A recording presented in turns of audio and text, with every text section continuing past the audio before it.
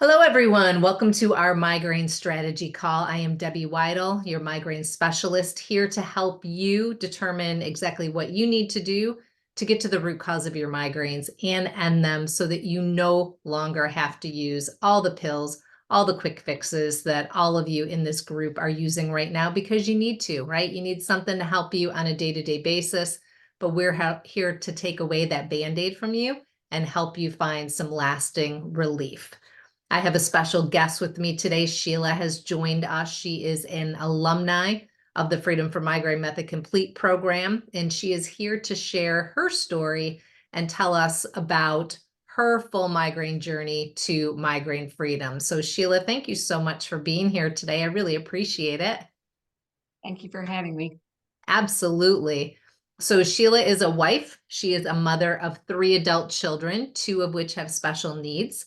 She is a retired educator, a full-time caregiver now for her adult son and daughter, and her stress levels, it's very acceptable and normal that it would be that way. Her stress levels are sometimes extremely high.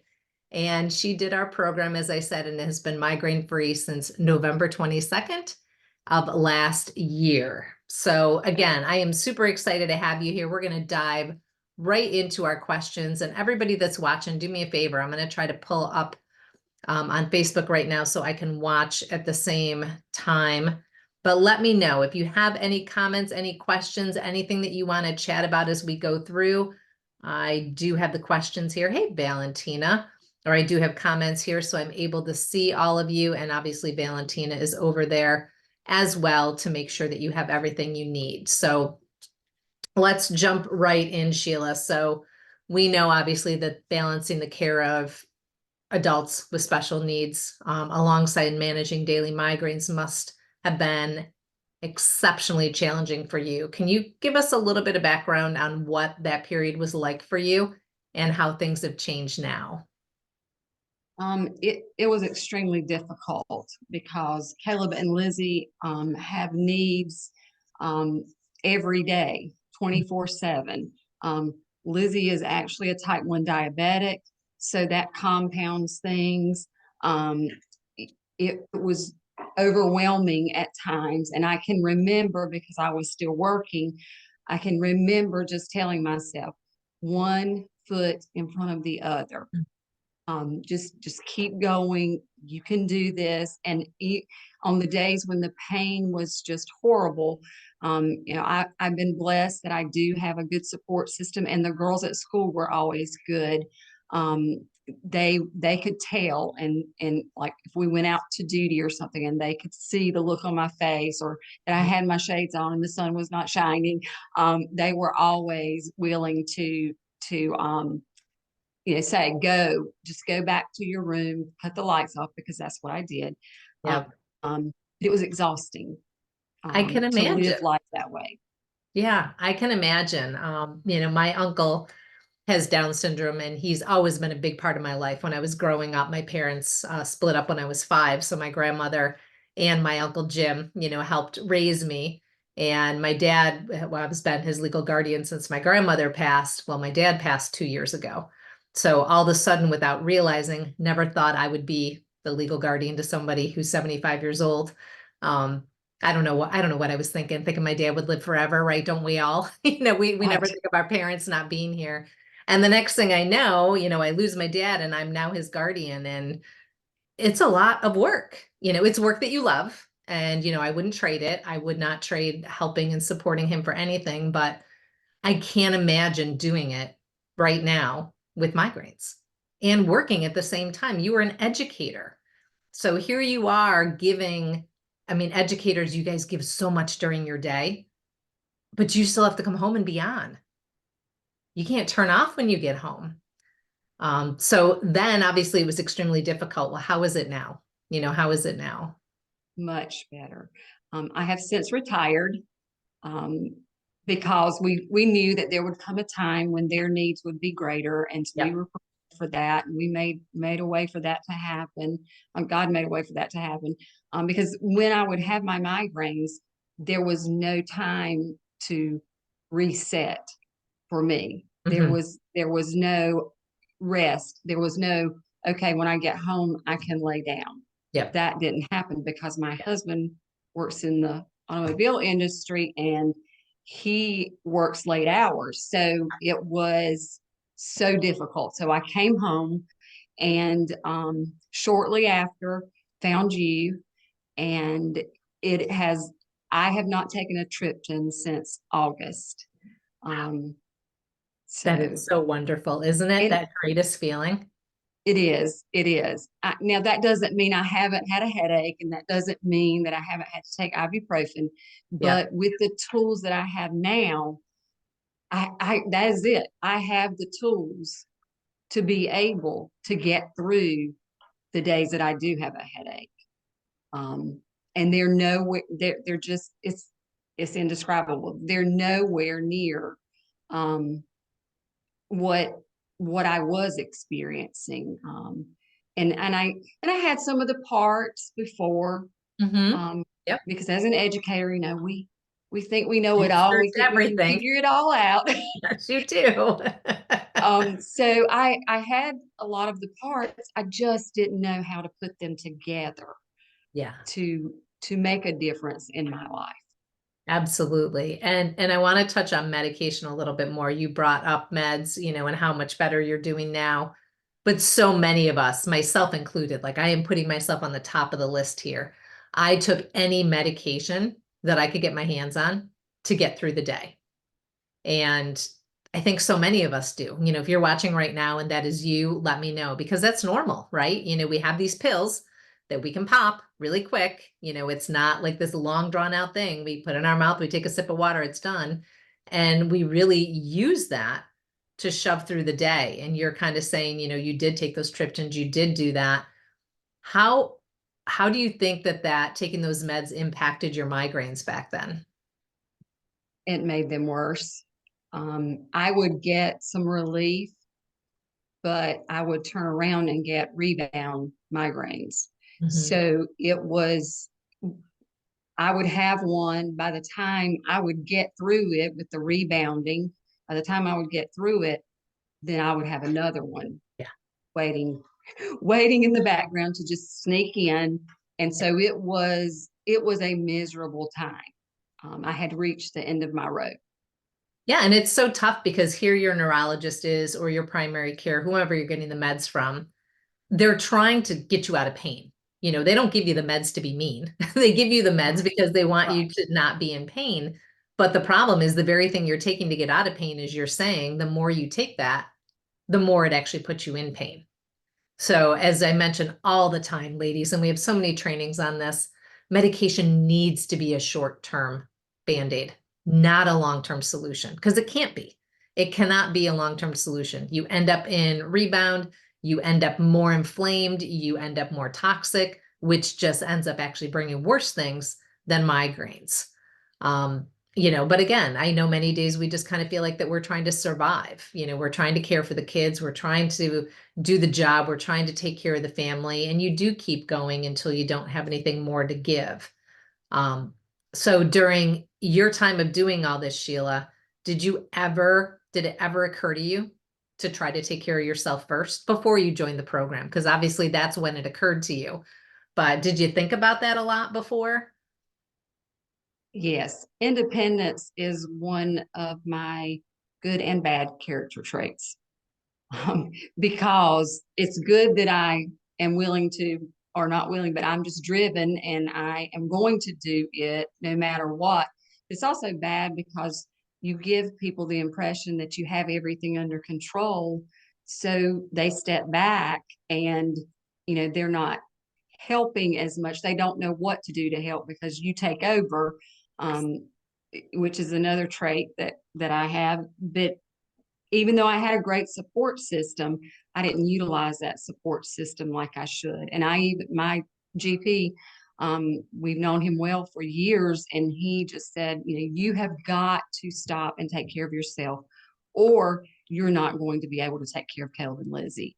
And I knew that, but I still, and now I'm aging, so that all the things that go along with aging come into play. And so I had to get to the point, it's just like when you have a child that is off doing their thing, and you know that they're doing things that they shouldn't be doing, or they have to reach rock bottom. And I had reached rock bottom. I was at the point that if I didn't, and even my GP told me, he said, if you don't get under control, if you don't get some help, you're not going to be here to be able to take care of Caleb and Lizzie. And so self-care was one of the biggest things that I had to accept. And that's one of the biggest changes Mm-hmm. that I made, not just getting rid of the triptans, but just saying, okay, it's my time. Yeah. I'm going to, even if I didn't leave the house, I would tell my oldest daughter, you know, come get them, let them go to your house. Now they've built a house next door to us, so that is just wonderful. But just letting go, and you know, not trying to control everything, and just going, even if I just take a hot bath Mm-hmm. and just do some mindfulness activities, taking a walk, trying to get out and get some sunshine and take a walk. Those things I didn't do. Now I do those things. And there's simple things, right? I mean, you're not listing like I'm going on a month's vacation and leaving my family. You're not listing I'm gonna, take all the family money and go by myself, I don't know, a trip to Aruba. You're talking about taking a bath, taking a walk, making yourself happy, finding the little joys in the day, which is so important because that fuels you, doesn't it? Doesn't that fuel you just to be able to do more? Most definitely. Most definitely. Yeah. And I think that's something that we all need to look at. I already mentioned my Uncle Jim, and that was something a year into taking care of him, I realized that the way I was doing it, it wasn't working for either one of us. He's quite independent and he was living in an independent living facility, but he was also 75 years old. And his needs were getting larger, and I just didn't have the time in the day. And I'm like, you know what? I am just not serving him well. So how can we change this to make him safe and happy, and me to be able to keep fueling myself to be able to support him? And, we just made a few little changes, and now it's amazing how just those few little changes that I made have made both of us happier. But in the beginning, I thought, I can't let my dad down. I can't let my grandmother down. I promised that if anything happened to them, I would take care of him, and I've got to do it this way. But we don't always have to do it that way, right? Because that was the martyr way. I can do this, I can do it by myself. I don't Right. need anybody's help, right? And that's a bunch of BS, to be honest. I finally told my family, I need a little help. I need a little help. Can you check on him one day a week? Can you maybe once a month, take him to lunch? And I'll do the doctor's appointments. I'll do all this, but can you get, and quickly, absolutely, mom, no problem. Absolutely. More than happy to help. But we don't do that, do we? We don't do that right away. And that's where we have to get to the point that we have to take care of ourselves. Yeah. We give, give, give, and then there's nothing left. Yeah. We show grace to everybody else, Yes. but we don't always show that grace to ourselves. And that was the biggest issue that I had. Um, and just going through with you, I realized that I knew it, but really, really having it up in my face and just accepting, okay, something has to change. And that made the biggest difference for me. Absolutely. And here you are, you graduated quite a few months ago. It's not like you just graduated yesterday. So this is still continued. You're still doing amazing. So what would you like to share? Any last words of wisdom that you would like to share with the 5,000 plus women that are in this group that are in the situation where you were? Let's see, when did you start the program? It was like way back in August, right? August, Yeah, August of last year. So you remember what that feels like. What would you like to say to these ladies to give them a little hope? just keep trying, just keep pushing. It's not easy. I wouldn't tell you that it's easy. Yep. It is That's probably Caleb. I've locked him out. Oh my goodness, do you need to go get him? No, no, he'll give up. He's next door with my son-in-law. Okay. We're about to But finish up anyway. Hold on, Caleb. Hold on. but anyway, yes, just keep striving, and you don't have to change everything all at one time. There are things that I'm still changing. There are things that I might try to say, well, maybe I don't need to continue doing that. Mhm. And my Mhm. body will tell me Yep. if it's something that I can continue not to do, or if I need to continue doing it. And that's the thing. You have to listen to your body. Just that's the biggest takeaway is listen to your body and give yourself grace, and just try whatever's suggested, try it. If it doesn't work for you, that's fine. But you've got to at least give yourself a chance, because healing can't take place unless we work at it. Absolutely. And I think that is so important that you said that, because so many people are like, I've tried a million things, nothing works. I've given up hope. I have no hope. But, who was it? I can't remember how many times, but how many times did Thomas Edison try to, create the light bulb? It was like over 1,000. It was a ridiculous amount. And he didn't quit. And 1,001 it works. So no one in here should quit, right? It just might be you're doing the things in the wrong order, or you're following a diet that's not right for your body right now, or feel free to get the door if you need to. I can just keep talking. Or the advice you were given was too generic and you need to alter it for you. So I think that is the key thing to remember, is that everyone is unique and different. And there is zero cookie cutter approach to ending migraines. There's zero cookie cutter approach to overall health and wellness. We need to look at each person as an individual. And like Sheila, for example, there's not probably a ton of people in this group that are taking care of two special needs kids. So her schedule is different, and we need to make sure that the things that she's going to change to help reduce that inflammation fit within that schedule. How can we do a little give and take to make it work? Somebody else might be retired, somebody else might be working 80 hours a week, but everyone is different. So having a foundational approach, which we do using the Migraine Freedom Protocol, is important, but that's a foundational approach. And then from there, we need to figure out what's right for you. So I love that, Sheila, that you're still exploring, you're still testing, you're still seeing what works for you, but still seeing those amazing results, getting your life back. So thank you so much for sharing your story today. Thank you. Absolutely. Did we lose poor Caleb? Did he take off because he got tired of waiting for us? He's hanging around in the front yard. He's walking around. It was also the granddaughter. She's ready for her Gigi date.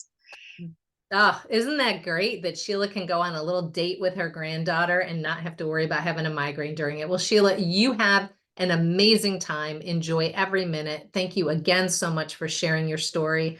And everyone else that is watching, please make sure you join us. Let's see, what are we doing next week? Next week, we are doing our migraine strategy session on Tuesday night, the 26th. It will be a different day and time. We will meet at 6 p.m. Eastern. And you're going to get to hear Robin's story. I think this is going to be another great one. This is another person who is working in the educational field. We've had a lot of educational people that we're chatting with lately. Even though you're retired, Sheila, that's when you had the majority of your pain. So it's still, oh man, you people have so much empathy. I think that is the big thing. You suck everyone else's energy in, and you don't have it all there for you, but now you know how to do that. So thank you again. Thank you, everyone. It was great to see everyone. Here's to your migraine-free day, and we'll see you over in the group. Take care. Bye-bye. Bye-bye.